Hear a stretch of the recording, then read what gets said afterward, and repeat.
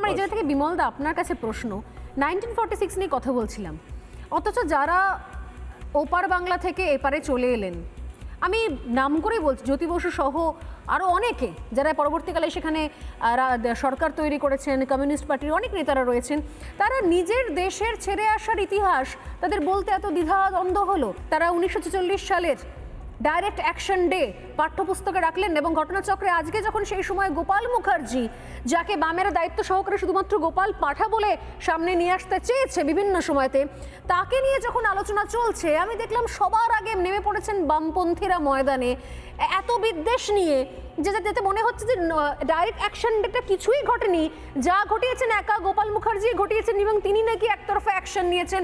আসলে direct action day বলে কিছু নাকি ছিলই না, সরাসরি দেশ স্বাধীন হয়ে গেল। 1947 সালে পতাকা উত্তোলন হলো, দেশ স্বাধীন হয়ে গেল, তার আগে বঙ্গভঙ্গ হলো র্যাডক্লিফের ম্যাপ অনুযায়ী। এটা হলোটা কি? না, আমি জানি না তুমি টেলিপ্যাথি জানো কিনা, কারণ ঠিক এই জায়গা থেকে আমি শুরু করবো ভাবছিলাম। ঠিক তুমি যা জিজ্ঞেস করলে সেখান থেকে আমি শুরু করতাম। দেখো, আমি তো মেদিনীপুরের মানুষ, এখনও নিজেকে মেদিনীপুরের মানুষ বলেই মনে করি। তো মেদিনীপুরে 1951-52 সালে পশ্চিমবাংলার যে বিধানসভা নির্বাচনটা হয়, জনসংঘ মাত্র 9টা আসন পেয়েছিল, তার 8টা আসন পেয়েছিল কিন্তু মেদিনীপুর জেলা থেকে, তার একটি আসন আবার আমার গ্রামের বাড়ি, যেখানে সেই দাঁতন বিধানসভা কেন্দ্রে জিতেছিলেন এক ভদ্রলোক জনসংঘের। ফলে গোটা মেদিনীপুর জেলায় না জনসংঘের একটা ভালো প্রভাব বরাবর ছিল। আমার বাবা একজন আগা পাঁচতলা কংগ্রেস কর্মী, কিন্তু তিনিও আবার অদ্ভুতভাবে শ্যামাপ্রসাদ মুখার্জির অসম্ভব গুণগ্রাহী ছিলেন।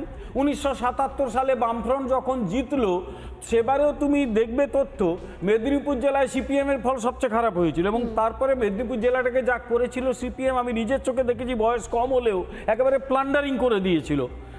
অথচ এই কলকাতার সেই অঞ্চলগুলো যেগুলো ঋত্বিক ঘটকের সিনেমায় এসেছে, মানুষ কষ্ট করে আছে, শিয়ালদা স্টেশন ইত্যাদি ইত্যাদি, সেই লোকগুলো কি করে রাতারাতি বামপন্থী হয়ে গেল? এখানকার কলোনিগুলোতে জনসংঘ নয়, এখানে বামপন্থীদেরই রমরমা ছিল। এর একটা ব্যাখ্যা রয়েছে, সেই ব্যাখ্যা পরবর্তীকালে আমি আলোচনা করব, কিন্তু ঘটনা এইটা হয়েছিল। দ্বিতীয় হচ্ছে, এই বামপন্থীরা স্বাধীনতার আগে থেকেই আমাদের যে মগজটাকে কিন্তু কন্ট্রোল করে নিয়েছিল।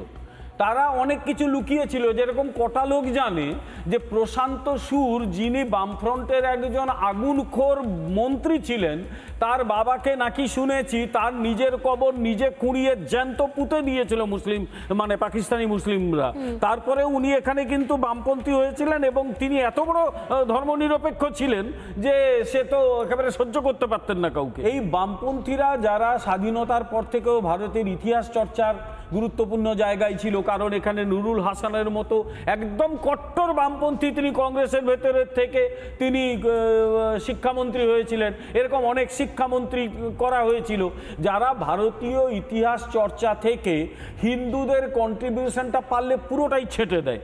আমরা বাবরের ঠাকুরদার নাম হয়তো জানি, কিন্তু প্রতাপাদিত্য বলে একটা লোক কতটা লড়াই করেছিল মুসলিম ইয়েদের বিরুদ্ধে, সেটা কিন্তু আমরা কখনো জানি না। 37-এ যখন প্রাদেশিক আইনসভাতে মুসলিম লীগ এতগুলো আসন পেল, এইরকম সর্বনাশ যে একদিন ঘটতে পারে সেটা কিন্তু প্রথম ভবিষ্যৎবাণী করেছিলেন শ্যামাপ্রসাদ মুখার্জি। তার ডায়েরিটা একটু দয়া করে পড়ে নেবে। অথচ আমি বলছি যে বামপন্থীদের সবথেকে বড় শত্রুর নাম মনে হয় পশ্চিমবঙ্গের শ্যামাপ্রসাদ মুখার্জি। শুধু তাই নয়, কারণ তাদের দাবি হচ্ছে তিনি বঙ্গভঙ্গ করেছেন, কিন্তু বঙ্গভঙ্গটা যদি না হতো এই জ্যোতি বসুরা এসে থাকতেন কোথায়? কোথায় এসে রাজত্ব করতেন? কোথায় এসে সরকার চালাতেন? জ্যোতি বসু নিজে তো ভোট দিয়েছিলেন।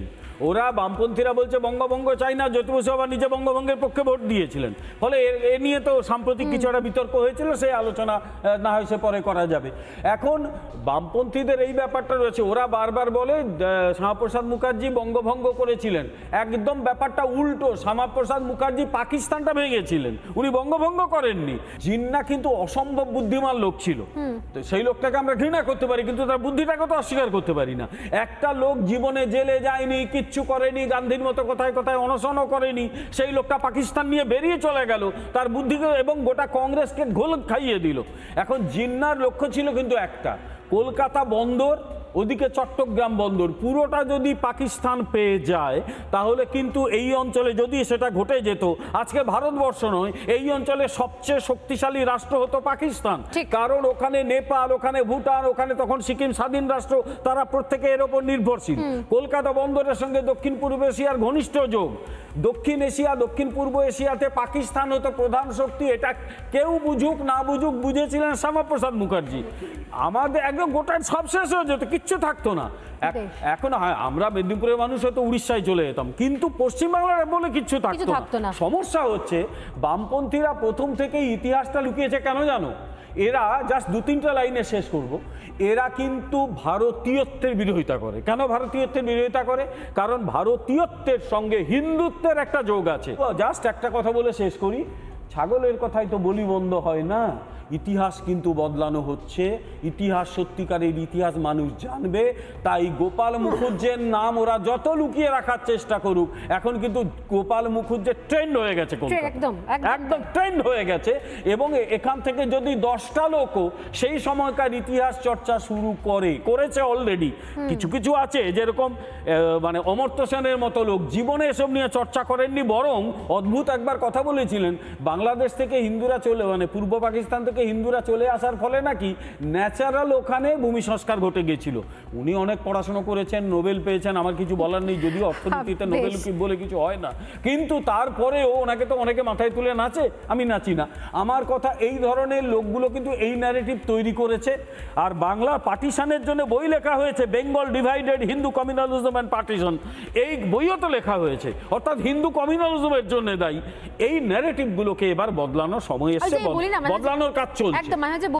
নানা ধরনের কন্টেন্ট দেখার জন্য লাইক করুন, শেয়ার করুন আমাদের ফেসবুক পেজ, সাবস্ক্রাইব করুন আমাদের ইউটিউব চ্যানেল।